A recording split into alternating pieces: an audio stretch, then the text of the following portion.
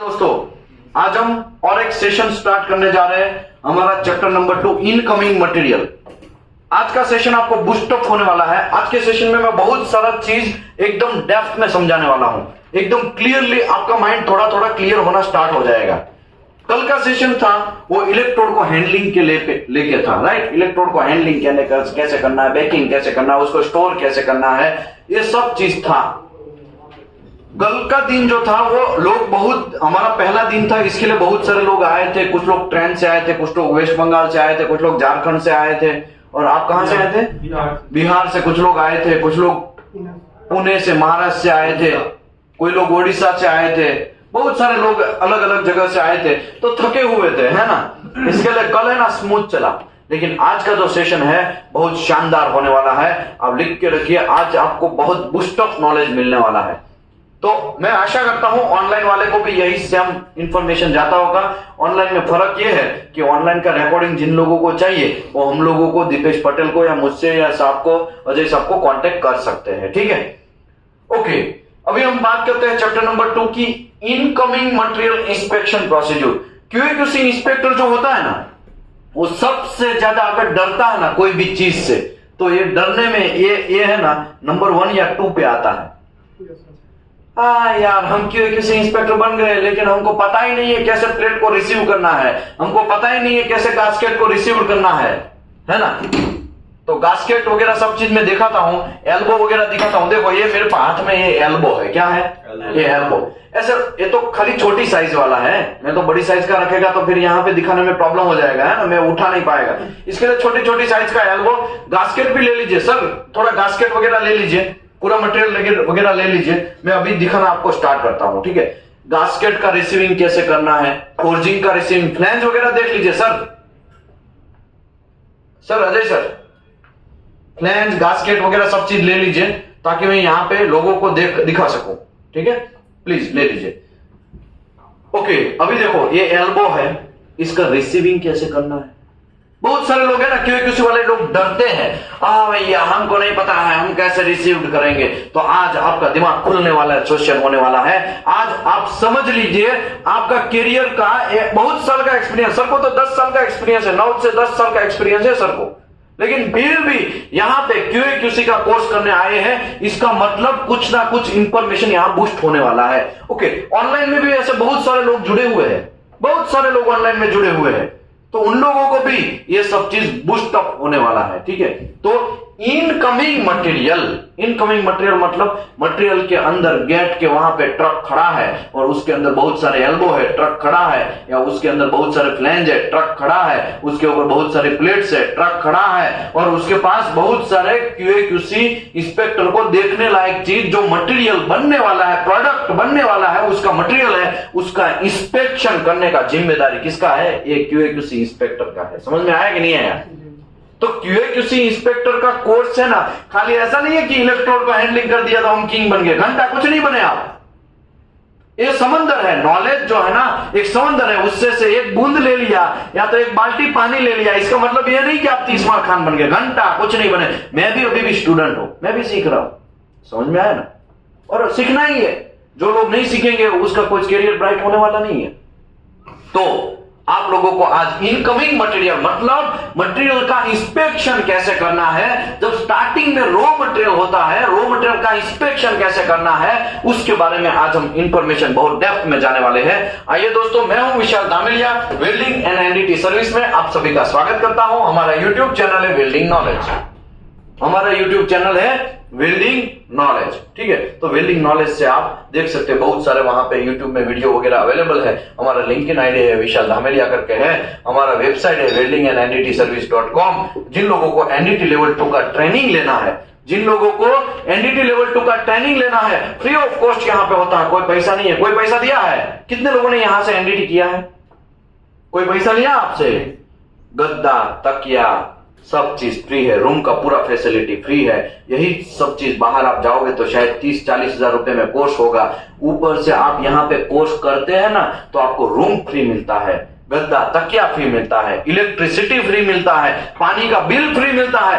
खाली बस आप कपड़े लेके आ जाओ, हम आपको एकदम अच्छे से नॉलेज देने का पूरा ट्राई करेंगे। तो एनडीटी लेवल 2 या लेवल 3 यहाँ पे कोर्स करवाते हैं मंथ की, एवरी मंथ की 5 तारीख, एवरी मंथ की। अभी नेक्स्ट बैच जो है वो 5 दिसंबर को है। एवरी मंथ की 5 तारीख को एनडीटी लेवल 2 का कोर्स यहाँ पे होता है। तो आप आइए और एनडीटी का कोर्स करिए। 100% जॉब प्लेसमेंट फॉर फ्रेशर। कैसा? 100% जॉब प्लेसमेंट। आपकी बैच में कितने लोग थे? 107 लोग थे। कौन सी बैच में थे आप? नवंबर बैच में। नवंबर में बैच में 107 लोग थे। सभी का प्लेसमेंट हुआ? आपके आंखों के सामने हुआ? आप कौन से बैच में थे? सितंबर बैच में। आप कौन से बैच थे? आप सितंबर, 5 सितंबर वाली बैच में। कितने लोग थे उस टाइम पे? 140 लोग थे। सभी का आपके आंखों के सामने प्लेसमेंट हुआ? किसी से पैसा लिया गया? किसी से पैसा लिया गया? आप कौन से बैच में थे? सितंबर वाले हैं, तीनों मिल के आएगा सितंबर वाले। ऐसे बहुत सारे लोग हैं, मैं सबको पूछेगा तो टाइम निकल जाएगा। ऑनलाइन में भी मुझे बहुत सारे लोग सुन रहे हैं, तो इसके लिए मुझे ज्यादा टाइम निकालना नहीं है। हमें बात करना है एनडीटी सर्टिफिकेट रिन्यूअल जिसको करना है वो यहाँ पे दीपेश पटेल को या मुझसे भी कांटेक्ट कर सकते हैं। जिन लोगों को QA/QC इंस्पेक्टर का कोर्स का वीडियो, रिकॉर्ड वीडियो चाहिए तो यहाँ पे अजय सर को या दीपेश पटेल को या मुझसे भी कांटेक्ट कर सकते हैं। जिन लोगों को BGS, C-SWIP, NAS, API, question bank वगैरह चाहिए वो दीपेश पटेल को या मुझसे कांटेक्ट कर सकते हैं। ठीक है, तो आइए हम लोग स्टार्ट करते हैं स्कोप। अभी ये हर बैच में, कल भी हमने स्टार्ट किया था तो स्कोप से ही स्टार्ट हुआ था, कल भी रिस्पॉन्सिबिलिटी था, कल भी रेफरेंस था। ये सब चीज क्यों मैं बना रहा हूं? मैं आपको अभी से तैयार कर रहा हूं, अभी से आपका दिमाग तैयार कर रहा हूं कि जब आप QA/QC इंस्पेक्टर है, आप QA/QC इंस्पेक्टर है तो आपको प्रोसीजर बनाना पड़ेगा। आपकी कंपनी के अंदर कोई भी प्रोजेक्ट आया तो वो प्रोजेक्ट का आपका प्रोसीजर बनाना पड़ेगा। इसकी वजह से आप जब प्रोसीजर बनाते हैं सबसे पहले आपको क्या डालना चाहिए? स्कोप डालना चाहिए। तो यहां पे उसी के हिसाब से मैंने आपको ट्राई कर रहा हूं। ये प्रोग्राम जो बनाया ना उसमें अच्छों का तेल निकल गया, बहुत सारे लोगों का सजेशन लिया, तब जाके QA/QC इंस्पेक्टर का एक प्रोग्राम बना है। ऐसे ही हवा में नहीं बना है। 3 महीना लगा है ये प्रोग्राम बनाने में। कितना महीना? 3 महीना। समझ में आया ना? तो ये जो प्रोग्राम हमने सेट किया है बहुत सोच समझ के सेट किया है और बहुत सारे बड़े बड़े इंडस्ट्री के लोगों का राय लेके किया है। ऐसे हवा में प्रोग्राम नहीं बनाया दिया गया। तो स्कोप, कोई भी प्रोसीजर बनाते हो तो आपको आपकी प्रोसीजर के अंदर स्कोप डालना पड़ेगा। क्या डालना पड़ेगा? स्कोप। क्या डालना पड़ेगा? क्या डालना पड़ेगा? क्या डालना पड़ेगा? स्कोप का मतलब ये प्रोसीजर कहना क्या चाहता है भैया? वो 3 इडियट्स में आता है ना, वो चैन ऊपर नीचे आमिर खान कहता है अरे वो सब छोड़ो, तुम कहना क्या चाहते हो? तो ये कहना क्या चाहते हैं ना, उसको नाम बोलते हैं स्कोप। क्या बोलते हैं? कोई भी कंपनी के अंदर प्रोसीजर बनाने का आपका जिम्मेदारी बनेगा। कोई भी कंपनी के अंदर प्रोसीजर बनाना है तो वो कौन बनाएगा? QC इंस्पेक्टर बनाएगा, QA/QC इंस्पेक्टर बनाएगा। इसके लिए आप अभी से समझ लो स्कोप। दिस प्रोसीजर, मतलब ये प्रोसीजर तो आपको पता ही है, इनकमिंग मटेरियल का है तो ये तो हमको पता है। इसके लिए बाकी आपको भी ये सब चीज डालना पड़ेगा। दिस प्रोसीजर डिस्क्राइब, क्या डिस्क्राइब करता है? The method of inspection of incoming material.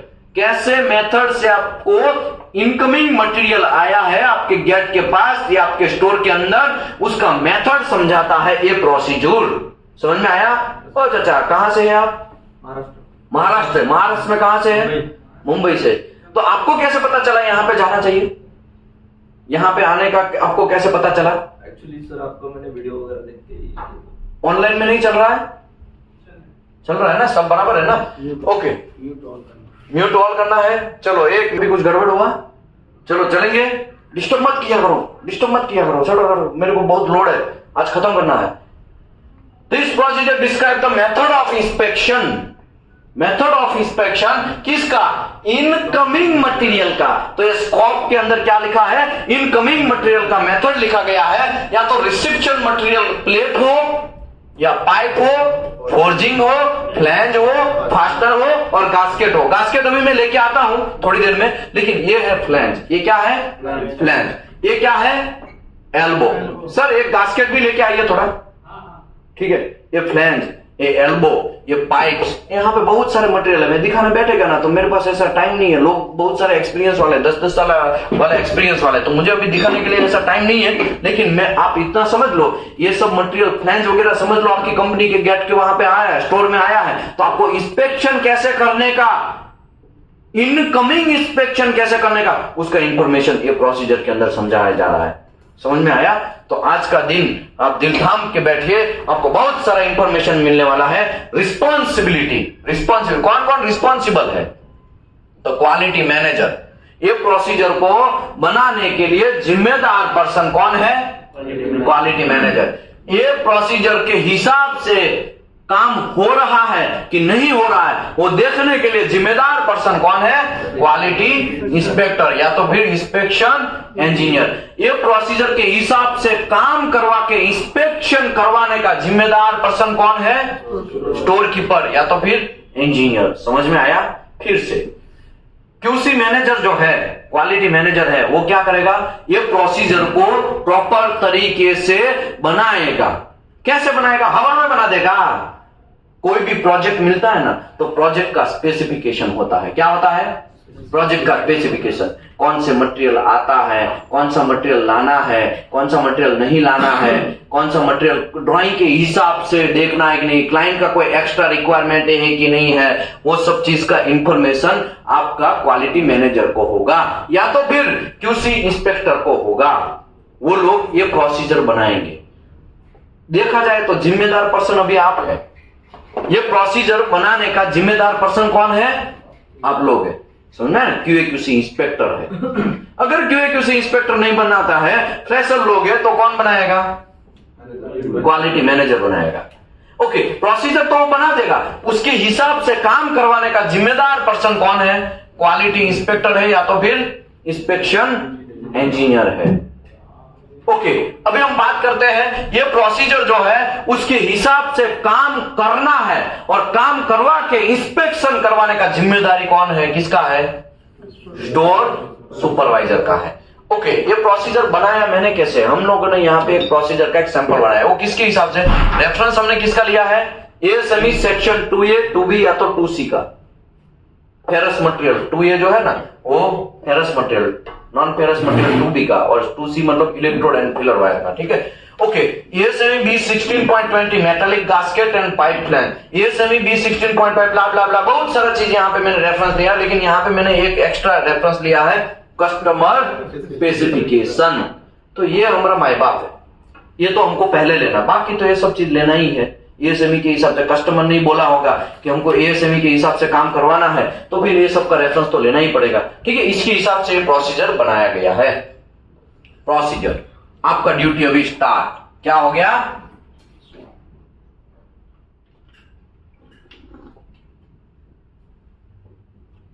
आपका ड्यूटी अभी स्टार्ट हो जाएगा। ठीक है, देखो प्रोसीजर क्या है? Along with goods receipt note, GRN। कितने लोगों ने नाम सुना है GRN? कितने लोगों ने नाम सुना है GRN? हाथ ऊपर करिए। बहुत सारे लोगों को पता है ना GRN का मतलब होता है गुड्स रिसीव्ड नॉट। क्या होता है? Good received not. कोई भी प्रोडक्ट आपकी कंपनी के अंदर आया तो उसके पास ये क्या होगा? GRN होगा। कोई भी कंपनी का अंदर प्रोडक्ट आया, फॉर एग्जांपल या गास्केट आया या तो फिर फ्लैंज आया, कुछ भी आया, तो उसका क्या होगा? GRN होगा। और GRN जो है वो मटेरियल के साथ आएगा। किसके साथ आएगा? मटेरियल के पैकिंग के साथ आएगा। समझ में आया? नहीं समझे? अब GRN आया तो आपके पास पहले तो एक स्टोर कीपर आएगा या स्टोर इंचार्ज वगैरह सब कॉल करेंगे। क्या नाम है आपका? हामिद भाई। समझ लो एक क्यूसी इंस्पेक्टर है। हामिद भाई, हमरा ये फ्लैंज आया है, थोड़ा देख लो। तो आपका दिमाग तुरंत निकल जाना चाहिए। हाँ, क्या आया है? पहले उसको तुरंत पूछ लेना, क्या आया है? फ्लैंज आया है। ठीक है, परचेज ऑर्डर, GRN सब चीज रेडी है ना? हाँ, सब रेडी है, खाली आप आ जाओ और चेक कर लो। उसका ड्यूटी है। किसका ड्यूटी है? वो स्टोर कीपर का ड्यूटी है। और किसको ऑफर करेगा? वो क्यूसी इंस्पेक्टर, क्वालिटी इंस्पेक्टर को ऑफर करेगा वो। तो along with the GRN the following document shall be available, इतने डॉक्यूमेंट GRN के साथ अवेलेबल होना चाहिए। अगर अवेलेबल नहीं है तो स्टोर कीपर को बुलाने का, भाई इधर इधर इधर, ये सब क्यों नहीं है, ये सब क्यों नहीं, क्या क्या होना चाहिए? तो सबसे पहले है परचेज ऑर्डर। क्या होना चाहिए? Purchase order. ओ चाचा आवाज आ रहा है ना बराबर से? परचेज ऑर्डर होना चाहिए। परचेज ऑर्डर क्या होता है भाई, हमको नहीं पता। वहां बहुत सारे लोग, अभी आप तो नहीं है, अभी आप तो कोर्स कर रहे हैं, आप सोचेंगे हमको परचेज ऑर्डर पता नहीं है। तो अभी मैं ये एक लाइन बाय लाइन समझाने जा रहा हूं। परचेज ऑर्डर का मतलब ये हुआ, समझ लो आप टीवी लेने गए तो आप पहले घर से लिखेंगे ना, या तो फिर दिमाग में तो कुछ होगा ना कि हमको इतना इतना इंच का टीवी चाहिए, इतना क्वालिटी वाला चाहिए, इतना पैसे का हमारा बजट है, ये है, ये सब चीज लिखेंगे ना, उसी को बोलते हैं परचेज ऑर्डर। क्या बोलते हैं? Purchase order. दूसरे तरीके से समझाता हूं, समझ लो आपको 100 फ्लैंज लेना है। कितने फ्लैंज लेना है? 100 फ्लैंज लेना। कोई भी कंपनी होगा उसको 100 फ्लैंज लेना, तो 100 फ्लैंज कैसे हवा में बोलते हैं 100 दे दो, ऐसा बोलेगा? ऐसा घंटा नहीं होगा। सबसे पहले कस्टमर स्पेसिफिकेशन पढ़ा जाएगा। कस्टमर स्पेसिफिकेशन कौन पढ़ेगा? क्यूसी इंस्पेक्टर पढ़ेगा या तो फिर क्वालिटी मैनेजर पढ़ेगा। हाँ भाई इसमें तो ऐसा ऐसा है। हाँ, कस्टमर स्पेसिफिकेशन के हिसाब से ड्राइंग वगैरह सब चीज बनना पैरेलली स्टार्ट हो जाएगा। ड्राइंग के अंदर बीओएम होता है। क्या होता है? बीओएम। थोड़ी देर, बीओएम होता है। क्या होता है? BOM, bill of material.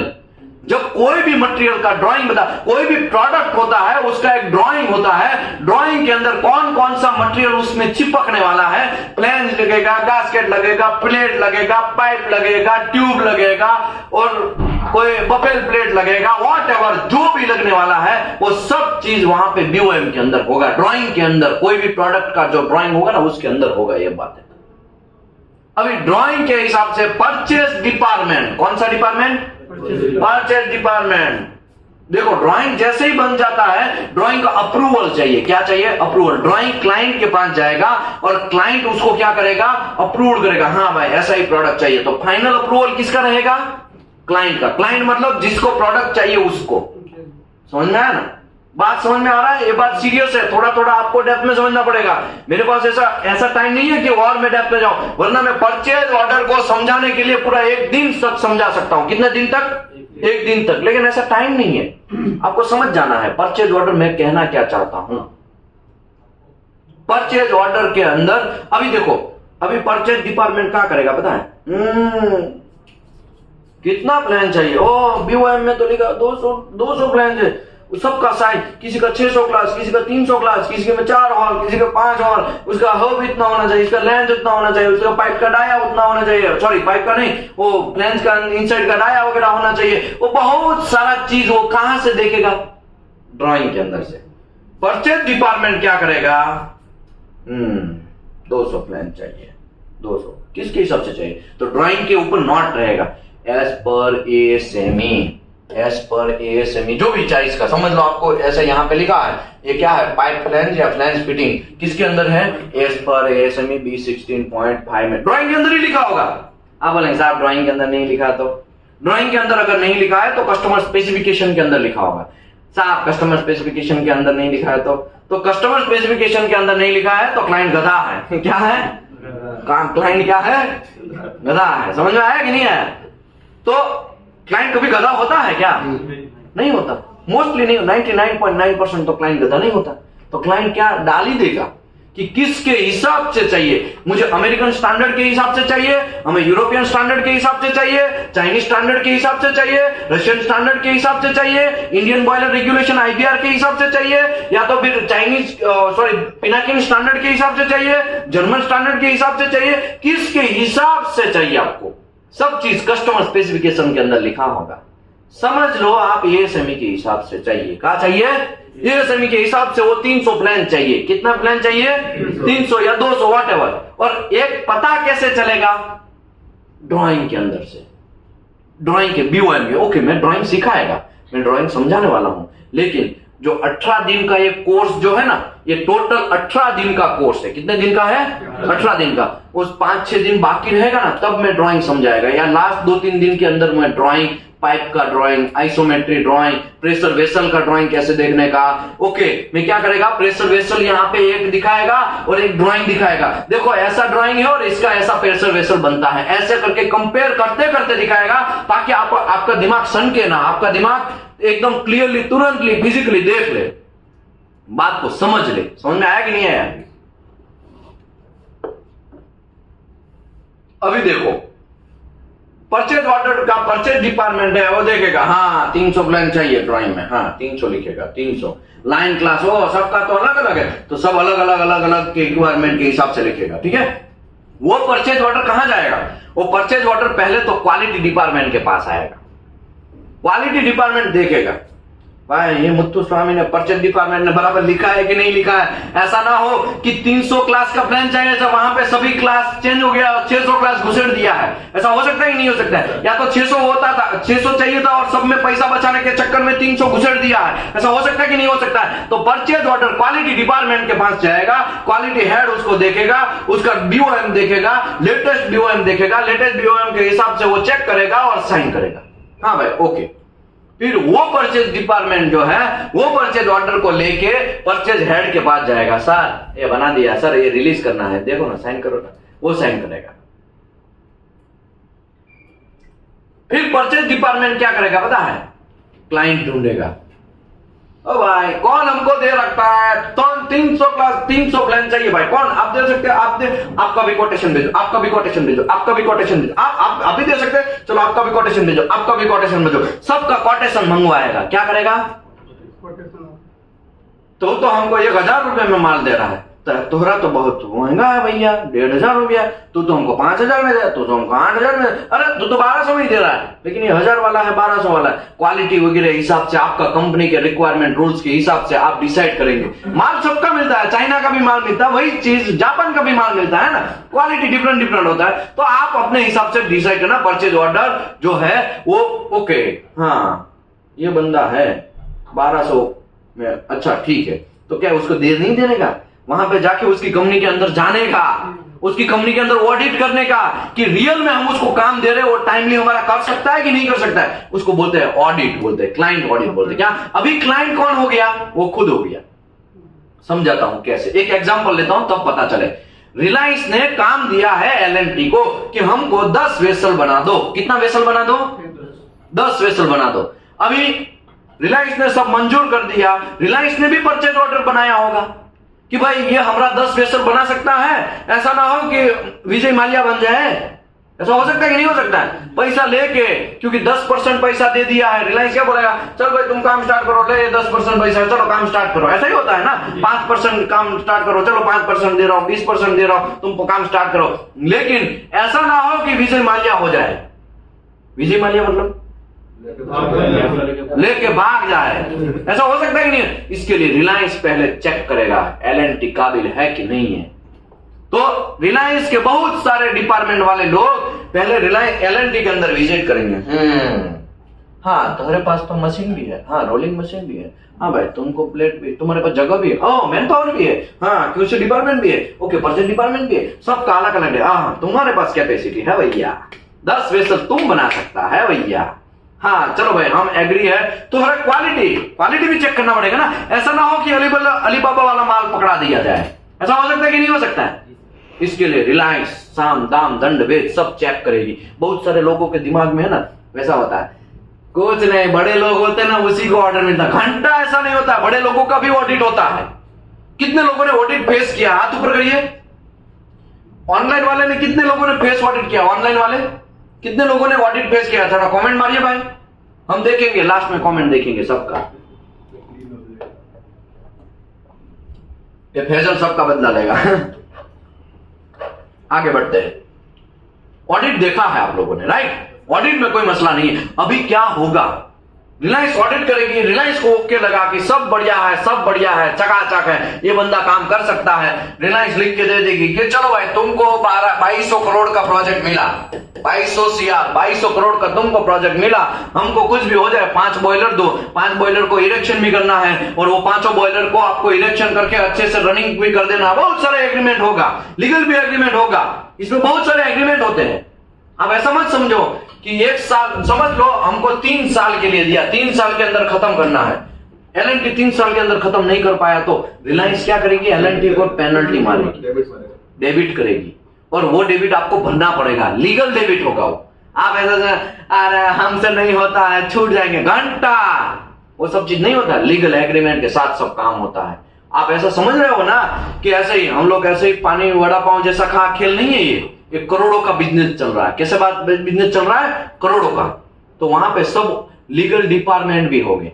Okay, कुछ कांड हो गया है, कुछ लीगली फाइट करना है, तो फिर क्वालिटी डिपार्टमेंट फाइट करने नहीं जाएगा, उसका भी एक अलग लीगल डिपार्टमेंट होता है। वो लीगल डिपार्टमेंट रिलायंस का, लीगल डिपार्टमेंट एलएनटी का, वो एक दूसरे से बातें करेंगे, कोर्ट में जाएंगे, व्हाटएवर XYZ। लेकिन ऐसा होता है ऐसा। लेकिन आप ऐसा समझो, मैं तो एक एग्जांपल दे रहा हूं। मैं क्या दे रहा हूं, ऐसा आके हमारे ऊपर केस नहीं ठोक देने का कि आपने हमारा नाम खराबी किया। मैं एक एग्जांपल के तौर पे आपको ये बातें समझा रहा हूं। क्यों एग्जांपल दे रहा हूं, क्योंकि आपको दिमाग एकदम शातिर हो जाए, आपको एक प्रैक्टिकली एक्सपीरियंस का अनुभव हो, इसके लिए ये बातें कर रहा हूं। बात समझिए। समझ लो 5 हमको बॉयलर बनाने हैं। कितने बॉयलर, 5 प्रेशर वेसल बनाने हैं, ठीक है। प्रेशर वेसल बनाने, 5 का उसको कितने का ऑर्डर दिया, 2200 करोड़, ऑडिट वगैरह कर लिया। तो रिलायंस पहले तैयार करेगी, परचेज ऑर्डर तैयार करेगी। क्या करेगी, परचेज ऑर्डर। 2200 करोड़ का रेट, इतना टाइम में बनाना है, इतना इतना कंडीशन रहेगा, हमारा कुछ घंटा नहीं रहेगा, सब सामान मटेरियल सब चीज एलएनटी का, मतलब XYZ सामने वाली पार्टी का, वेंडर का रहेगा। ये सब चीज का लीगल एक ऑथोराइज बनता है, लीगल एक परचेज ऑर्डर बनता है। वो परचेज ऑर्डर के अंदर परचेज डिपार्टमेंट जिसने बनाया है वो तो साइन करेगा, परचेज हेड का भी, क्वालिटी हेड का भी साइन, और लास्ट में कंपनी के मालिक का साइन होगा, अगर कंपनी के मालिक है तो। वरना सीईओ का साइन होगा। किसका साइन होगा, सीईओ, या तो फिर एमडी जो कंपनी का होगा। अगर देखो मुकेश अंबानी भी हर परचेज ऑर्डर साइन करने नहीं बैठेंगे। समझ में आया कि नहीं है, बात समझे। वो जो भी है उसका XYZ जो डिपार्टमेंट एक्सेप्टेड है वो डिपार्टमेंट वहां पे साइन करेंगे। समझ लो मुकेश साहब ने साइन भी कर दिया, तो वो परचेज ऑर्डर फिर दौड़ते दौड़ते कहां जाएगा, एलएनटी के पास।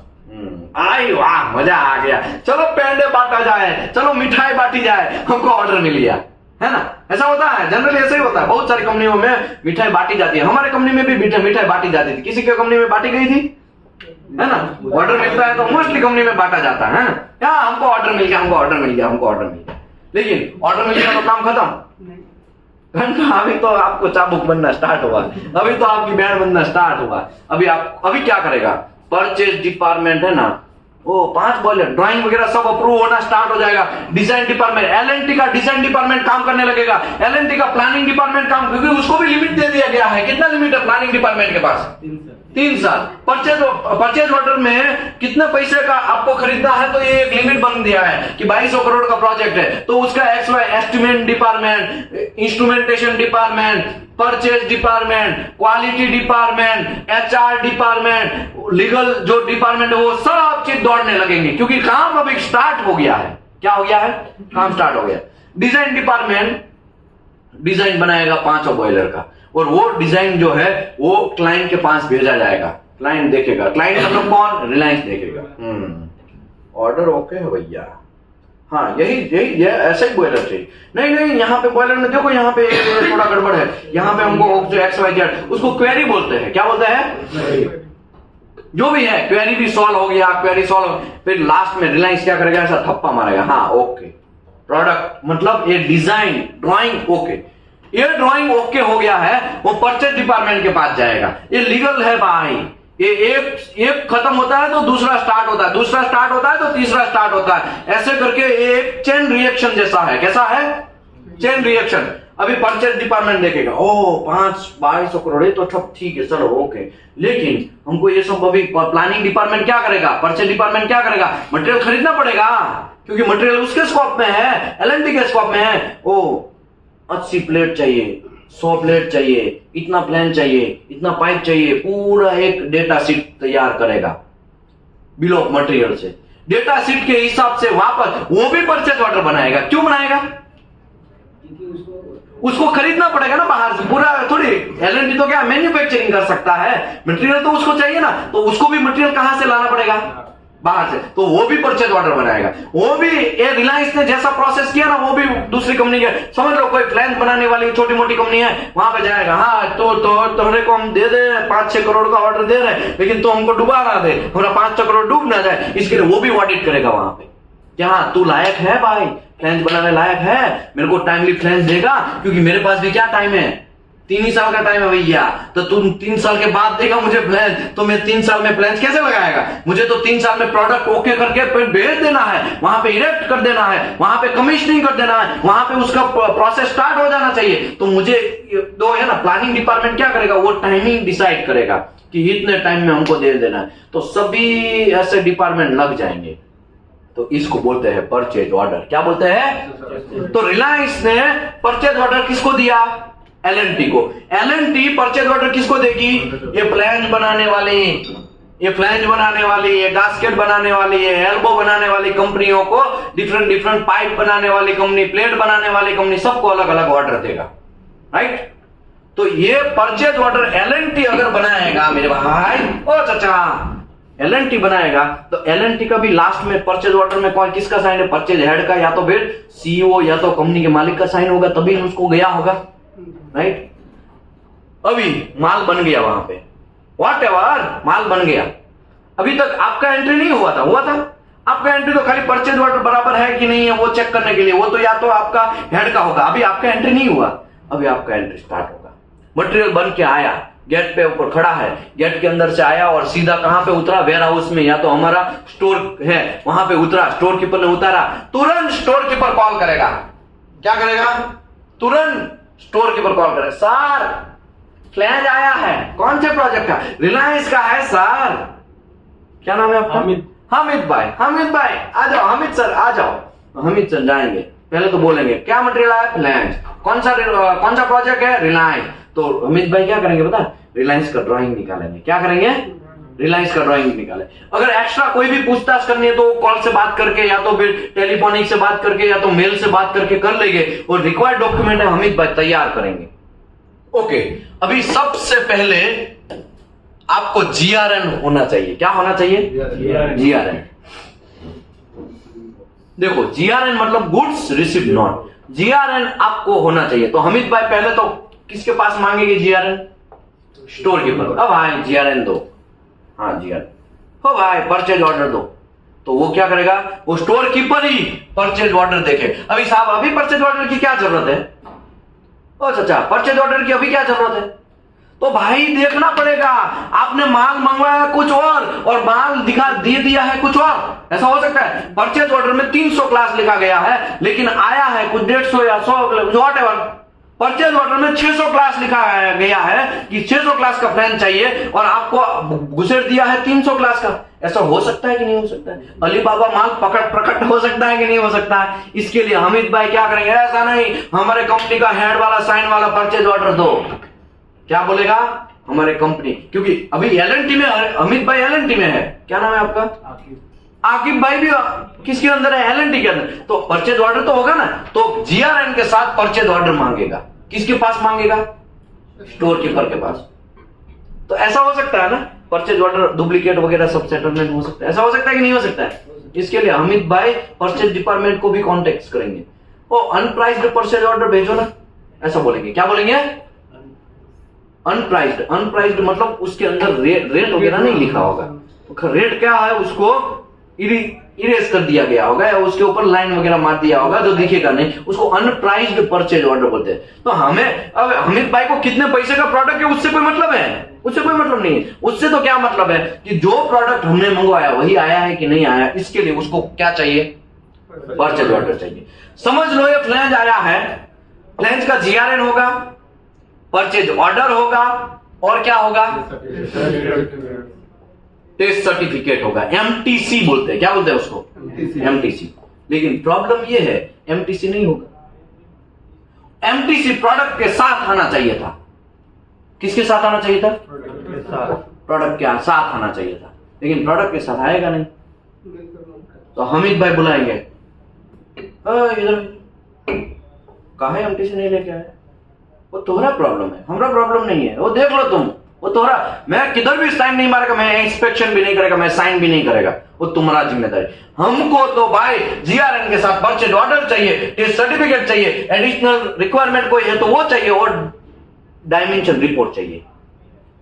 इतना चीज तो चाहिए ही चाहिए, तब जाके मैं हाथ लगाएगा प्रोडक्ट को, तब जाके मैं प्रोडक्ट को हाथ लगाएगा। अगर पहले ही हाथ लगा, हमीद भाई के ऊपर मैनेजर का फोर्स है, आज देख ले बाद में एमटीसी मिल जाएगा, मेल करवा देंगे, तो ऐसी कंपनी में रुकने का नहीं।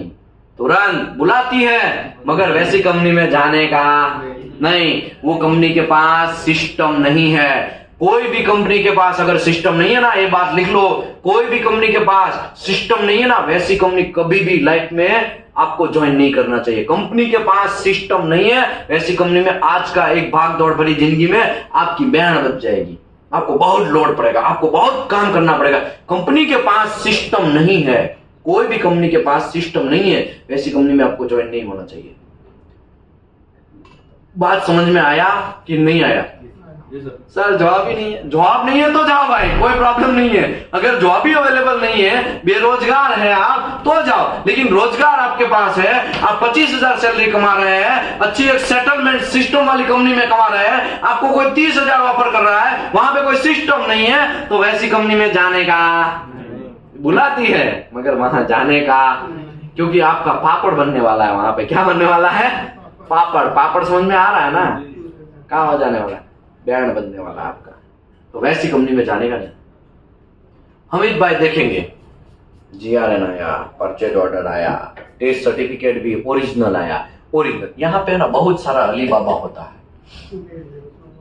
टेस्ट सर्टिफिकेट के अंदर आप बिलीव करो, सबसे ज्यादा अगर कोई ऑयल एंड गैस सेक्टर में करप्शन मैन्युफैक्चरिंग में होता है, तो सबसे ज्यादा करप्शन कहां होता है? टेस्ट सर्टिफिकेट में। सबसे ज्यादा लोग फंसते भी हैं तो कहां फंसते हैं? टेस्ट सर्टिफिकेट में। सबसे ज्यादा लोग कंफ्यूज होते हैं क्यूएक्यूसी डिपार्टमेंट वाले, तो कहां पे कंफ्यूज होते हैं? टेस्ट सर्टिफिकेट में। सबसे ज्यादा लोगों का अगर जानबूझ के XYZ या करप्शन में जॉब जाता है तो कहां पे जाता है? टेस्ट सर्टिफिकेट में। समझ में आया? टेस्ट सर्टिफिकेट में अली बाबा होने का बहुत सारा चांसेस है। अभी ऐसा मेरे पास टाइम नहीं है कि मैं टेस्ट सर्टिफिकेट में क्या क्या अली बाबा होगा वो मैं समझाएगा, लेकिन ओरिजिनल टेस्ट सर्टिफिकेट चाहिए। कैसा चाहिए?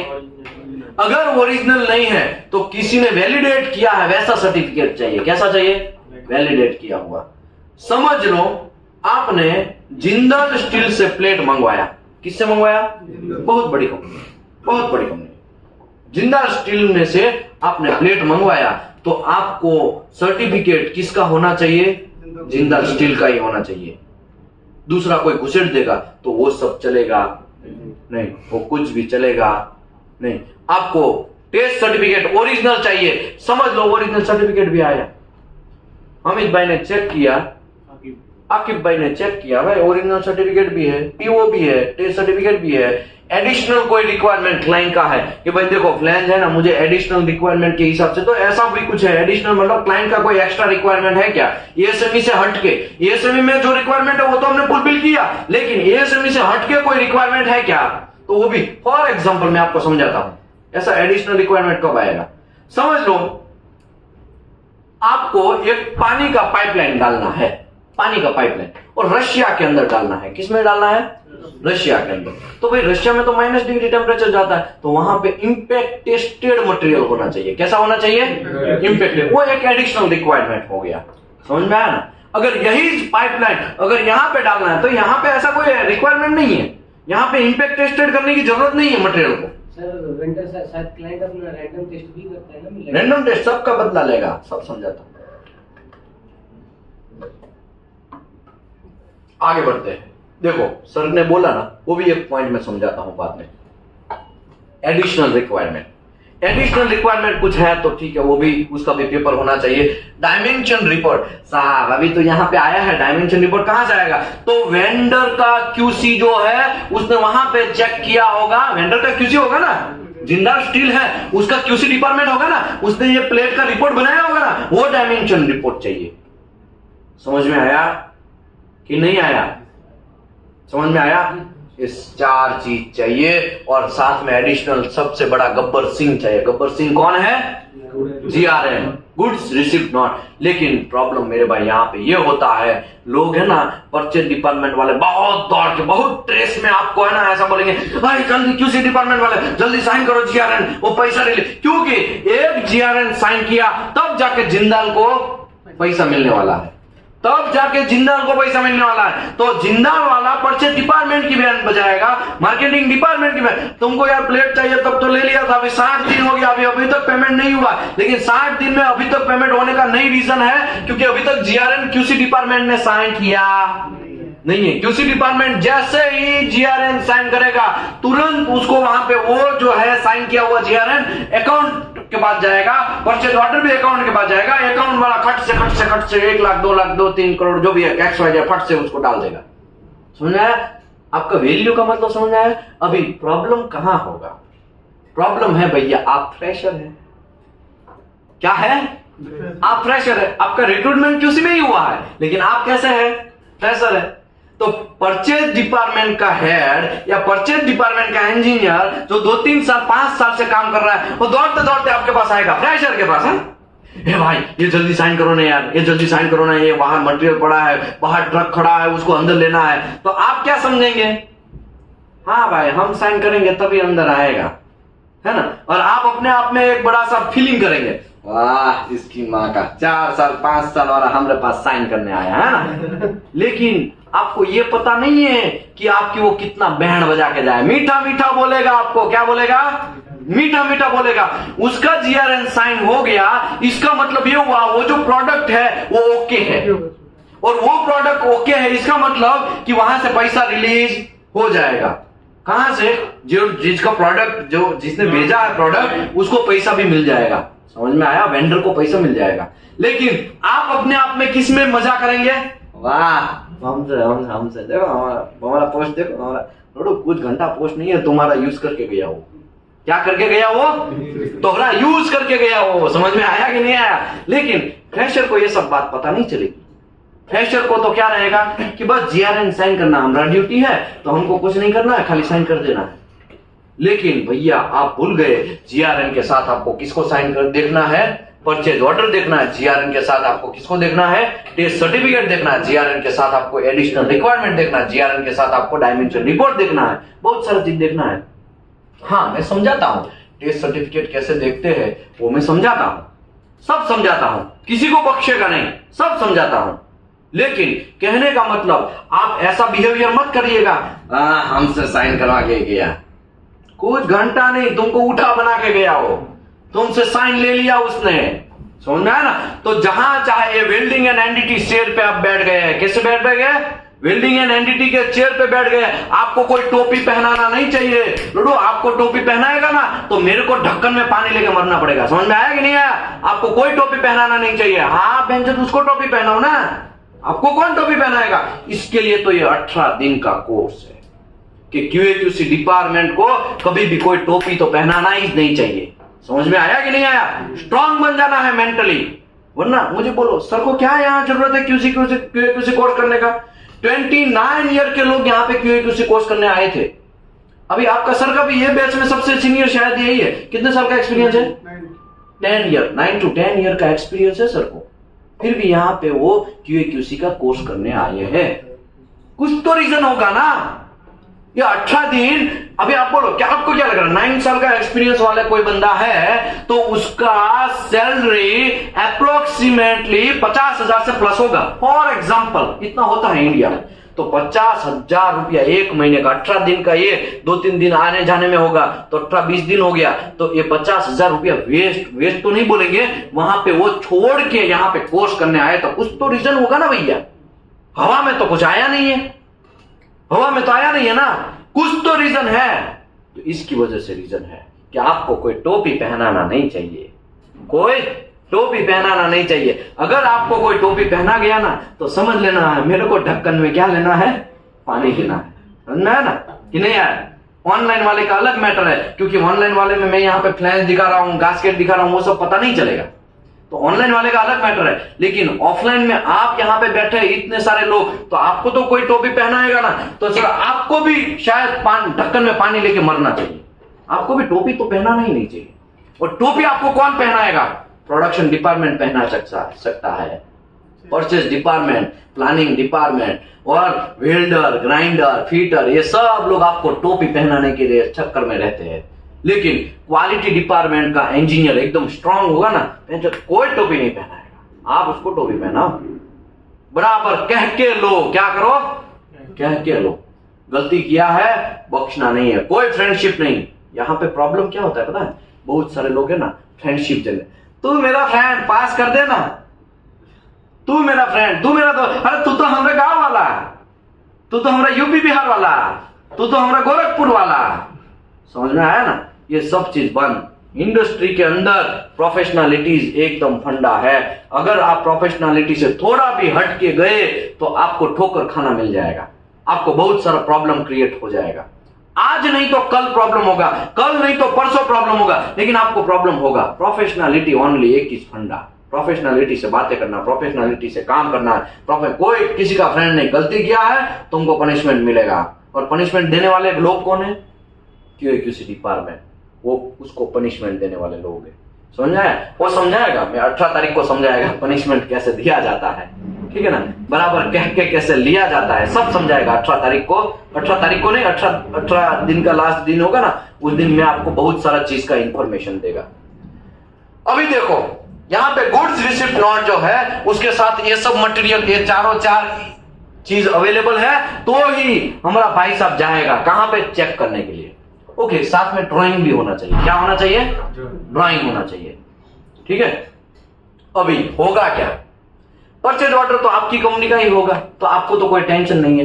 रही बात टेस्ट सर्टिफिकेट की, किसकी? हाँ, GRN में तो लिखा होगा, हाँ भाई ये मटेरियल है, इतना लेंथ है, इतना विड्थ है, इतना साइज है, तो आपको वहां पे जाके क्या करना है, लेंथ, विड्थ, साइज, वो जिसमें लिखा है, डायमेंशन में भी, डायमेंशन रिपोर्ट में भी लिखा है, उसके हिसाब से आपको चेक कर लेना है। लेकिन फंसेंगे कहां पे पता है? टेस्ट सर्टिफिकेट में। तो टेस्ट सर्टिफिकेट कैसे देखना है वो मैं आपको समझाने जा रहा हूं। क्या क्या समझाने जा रहा हूं? Test certificate. पहले तो MTC कैसे होगा वो तो पता होना चाहिए कि नहीं होना चाहिए? चलो पहले 5 मिनट का रेस्ट ले लेते हैं। 5 मिनट के रेस्ट के बाद मैं MTC समझाता हूं। ओनली 2 मिनट, 2 मिनट है, 5 मिनट। चलिए, तो अभी हम लोग स्टार्ट करते हैं MTC। परचेज ऑर्डर तो आपको समझ में आ गया कि परचेज ऑर्डर क्या है, क्योंकि 1 घंटे तक हमने यही इंफॉर्मेशन लिया, परचेज ऑर्डर क्या है। अभी हम आते हैं MTC के ऊपर, टेस्ट सर्टिफिकेट। तो कोई भी प्रोडक्ट आएगा तो कंपनी के बाहर रुकेगा, कंपनी के बाहर रुकेगा ना, या तो फिर कंपनी के अंदर जो वेयर हाउस है या तो स्टोर है उसके अंदर जाएगा। वो स्टोर कीपर क्या बोलेगा, आपको कॉल करेगा, हाँ सर, QC डिपार्टमेंट को कॉल करेगा। किसको कॉल करेगा? QC डिपार्टमेंट को। हाँ सर, मेरा प्रोडक्ट आ गया, आप रिसीव्ड इंस्पेक्शन कर लीजिए, तो मैं रिलीज करता हूं शॉप में। रिसीविंग इंस्पेक्शन होना, इसका मतलब आपका भी रिसीविंग इंस्पेक्शन करने जा रहे हैं, तो आप उसको क्या पूछेंगे? GRN लाए हो, PO है, टेस्ट सर्टिफिकेट आया है, एडिशनल रिक्वायरमेंट है, डायमेंशन रिपोर्ट वगैरह सब रेडी है? सब रेडी है सर, खाली आप आ जाओ, बस चेक कर लो। तो आप वहां पे जाएंगे, जाने के बाद ये सब चीज मिलेगा। अब टेक्निकली और रिव्यू करेंगे। क्या आप करेंगे? Review the test certificate as per purchase order. Purchase order में जो मटेरियल मंगवाया है, फॉर एग्जांपल SF516 ग्रेड 70 का मटेरियल मंगवाया है आपने, क्या मंगवाया है? क्योंकि परचेज ऑर्डर कैसे साइन करेंगे मैं बोला, आपके CEO, आपका MD, वो सब लास्ट में साइन नोट थप्पा मारेंगे। उसमें लिखा होगा कि ये मटेरियल, ये प्लेट चाहिए, 10 प्लेट चाहिए, मटेरियल का ग्रेड 516 ग्रेड 70 होना चाहिए, XYZ ये ग्रेड का मटेरियल चाहिए उनको, ऐसा ऐसे ही बोलता है ना। तो अभी क्या होगा, अभी परचेज ऑर्डर में ये लिखा है, तो आपको टेस्ट सर्टिफिकेट देखना है कि टेस्ट सर्टिफिकेट में वही मटेरियल आया है कि नहीं आया। ऐसा तो ना हो कि टेस्ट सर्टिफिकेट में आपको SF516 ग्रेड 60 घुसा दे, ऐसा हो सकता है कि नहीं हो सकता है? अली बाबा माल घुसा देगा, ऐसा हो सकता है कि नहीं हो सकता है? तो आपको परचेज ऑर्डर है उसको देखना है, उसके हिसाब से एमटीसी में जो मटेरियल आया है वो परचेज ऑर्डर के हिसाब से आया है कि नहीं आया है। उसके बाद एप्लीकेबल कोड एंड रिक्वायरमेंट, वो अभी मैं समझाता हूं। स्पेसिफिक ड्राइंग जो है उसके हिसाब से, ड्राइंग में 516 ही है ना, ये भी आपको वेरीफाई करना है कि ड्राइंग में देखो ऐसा भी हो सकता है ना परचेज ऑर्डर में गलती हो। हमारा मैन कहां से, परचेज ऑर्डर कहां से बनता है? ड्राइंग से। तो ड्राइंग भी वेरीफाई करना है, परचेज ऑर्डर भी वेरीफाई करना है, उसके हिसाब से किसको वेरीफाई करना है? टेस्ट सर्टिफिकेट को भी वेरीफाई करना है। ये सब हो गया। और उसके बाद इसके अंदर साइन और स्टैंप है कि नहीं है। ओके, कभी कभी क्या होता है वो मार्क को आता है, आईएसओ मार्क का आता है, याद है? गोल्ड भी लेने जाते हैं ना तो उसमें भी आईएसओ मार्क आता है कि नहीं आता है ना? वैसे कोई भी मटेरियल होता है ना उसके अंदर स्टैंप वगैरह आएगा या नंबरिंग सिस्टम होगा। देखो यहाँ पे गास्केट है ना, उसमें भी यहाँ पे सब चीज लिखा हुआ है, राइट? ये एनडीटी में मैंने ये बात समझाया था थोड़ा बहुत, ये सब चीज लिखा होना चाहिए और ये सब चीज है, समझ लो, वो भी है, सब है। फिर आपको टेस्ट सर्टिफिकेट वेरीफाई करना स्टार्ट करना पड़ेगा। अभी देखो मैं आपको एक एग्जांपल के तौर पे एक यहाँ पे टेस्ट सर्टिफिकेट दिखाता हूं। क्या दिखाता हूं? टेस्ट सर्टिफिकेट दिखाता हूं एग्जांपल के तौर पे।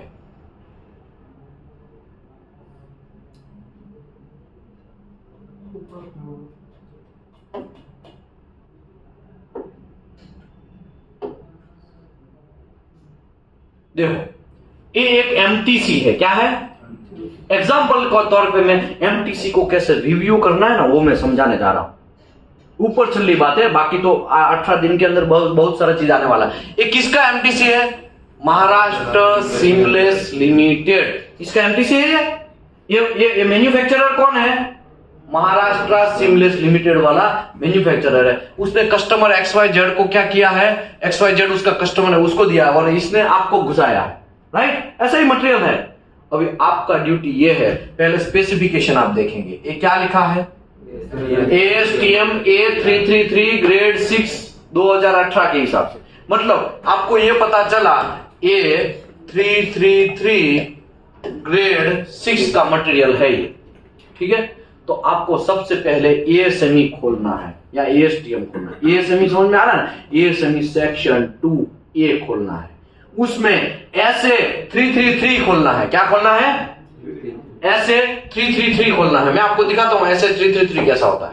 ये ऐसा 5-6 पेज का होता है। कितने होता है? 5-6 पेज का होता है। कितने पेज का होता है? हाँ, ASME सेक्शन 2 ये बहुत बड़ा है, इतना बड़ा है, लेकिन उसमें से एक चैप्टर है और वो चैप्टर का नाम है ऐसे 333। क्योंकि आपका एमटीसी कौन सा है? एमटीसी का ग्रेड कौन सा है? A333 ग्रेड 6, ऐसा है ना?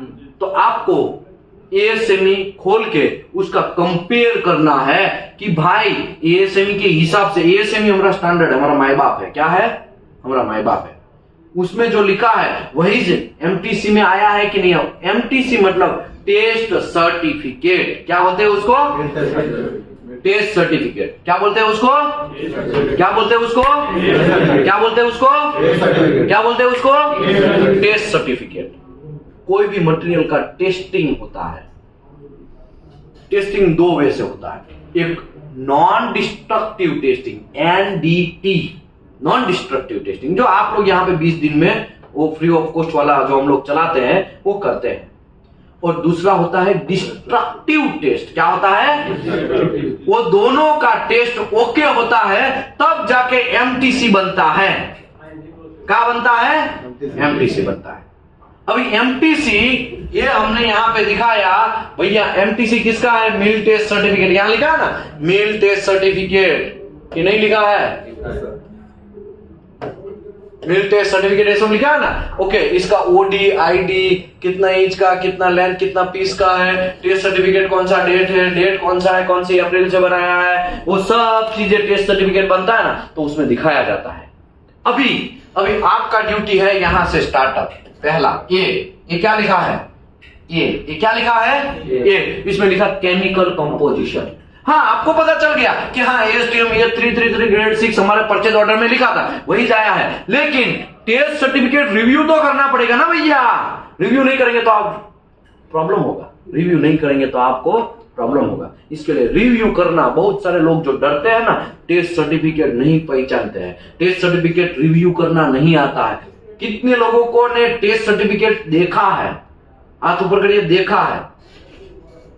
ऑनलाइन वाले ने भी, बहुत सारे लोगों ने, ऑनलाइन वाला अपना खाली कमेंट मार दीजिए कि हाँ हमने टेस्ट सर्टिफिकेट देखा है।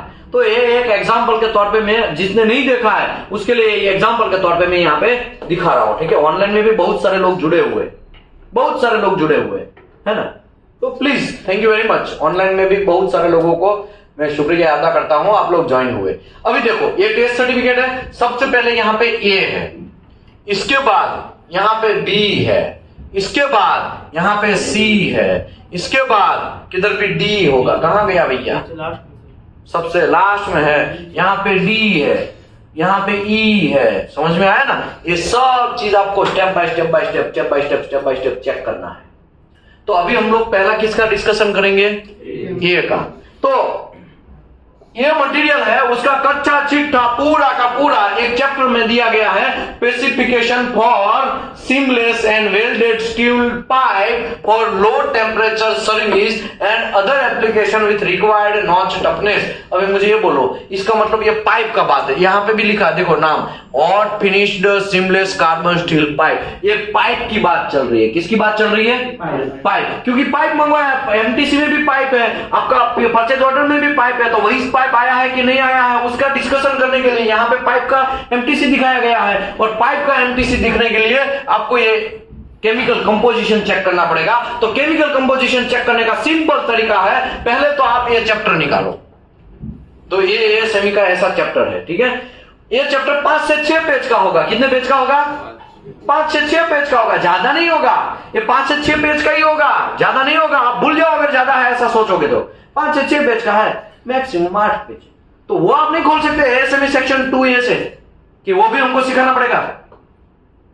सिंपल है सब। चलो ये खोल लिया। इसमें हमारा काम क्या है, केमिकल कंपोजिशन चेक करना। क्या चेक करना, केमिकल कंपोजिशन, कि ये इसके अंदर केमिकल कंपोजिशन है वो सी ठीक है कि नहीं है। अभी आप बोले ऐसा है, पता नहीं चल रहा केमिकल कंपोजिशन क्या। तो भाई आपके बॉडी के अंदर हड्डी है, कैल्शियम से बना है ना, उसके ऊपर मांसपेशियां है, उसके ऊपर वेंस है, उसके अंदर ब्लड सेल है, उसके ऊपर ये चमड़ी है, चमड़ी के ऊपर बहुत सारे चमड़ी है, 5-6 चमड़ी का लेयर होता है, उसके ऊपर ये हेयर है, उसके ऊपर आपने कपड़ा पहना है, तब जाके आपका बॉडी तैयार होता है ना ये भैया।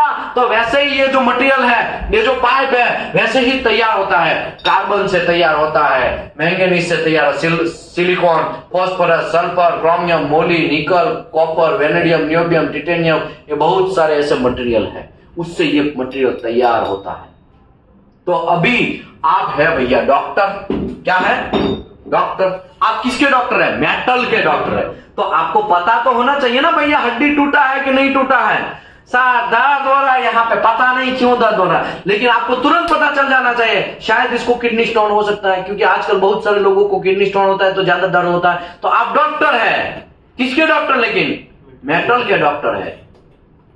तो आपको पता होना चाहिए ना केमिकल कंपोजिशन सही है कि गलत है, और सही है कि गलत है वो कहां लिखा होगा, ASTM A333 ग्रेड 6 के अंदर, या तो ASTM, और मैंने तो ASME खोला है, ASME सेक्शन 2 है। तो भाई ये दोनों का एक दूसरे का एडॉप्टेशन ही है, दोनों सेम ही है।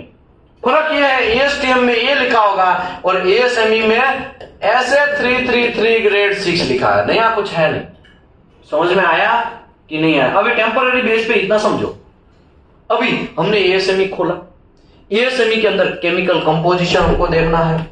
तो भैया ये है हमारा केमिकल कंपोजिशन। ये क्या है, ASME सेक्शन 2A 2023 का है, SA333 खोला हमने। अभी हमारा वहां पे ग्रेड कौन सा था, 6 ग्रेड था। तो भैया ये केमिकल कंपोजिशन का एक ग्रेड से हमें मतलब है। ये ओके, ऐसे 333 ग्रेड 1 भी हो सकता है, ग्रेड 2 भी हो सकता है, ग्रेड 3 हो सकता है, ग्रेड 4, ग्रेड 6, ग्रेड 7, 8, 9, 10, 11 सब हो सकता है। लेकिन आपका प्रोडक्ट 6 वाला है तो आपको 6 वाले में ही देखना है। बात समझ में आया। ओके, अभी यहां पे कार्बन लिखा है, क्या लिखा है, कार्बन मैक्सिमम कितना होना चाहिए, अगर उससे ज्यादा है वो एमटीसी के अंदर तो वो प्रोडक्ट आपका रिजेक्ट हो जाएगा।